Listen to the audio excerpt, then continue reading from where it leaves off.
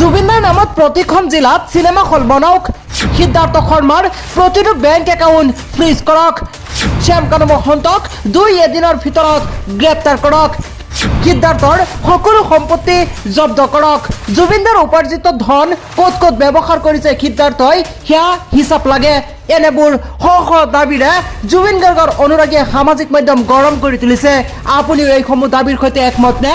যদি একমত এই ভিডিঅ'টো শ্বেয়াৰ কৰি কমেণ্টত একমত বুলি লিখক, কিয়নো এইবাৰ জুবিনদাৰ অনুৰাগীয়ে কৈছে জুবিনদাৰ নামত প্ৰতিখন জিলাত জুবিনদাৰ নামত চিনেমা হল বনাব লাগে। লগতে সিদ্ধাৰ্থ শৰ্মা যিগৰাকী জুবিন গাৰ্গৰ মেনেজাৰ আছিল তেওঁৰ প্ৰতিটো বেংক একাউণ্ট ফ্ৰিজ কৰিব লাগে, তেওঁৰ সকলো সম্পত্তি জব্দ কৰিব লাগে, কিয়নো একাংশৰ মতে সিদ্ধাৰ্থই হেনো জুবিন গাৰ্গক ব্যৱহাৰ কৰিছিল। আপোনাৰো যদি কিবা দাবী আছে তেনেহ'লে কমেণ্ট বক্সত জনাব পাৰে। শীঘ্ৰেই আমি নতুনকৈ প্ৰতিবেদন প্ৰকাশ কৰিম।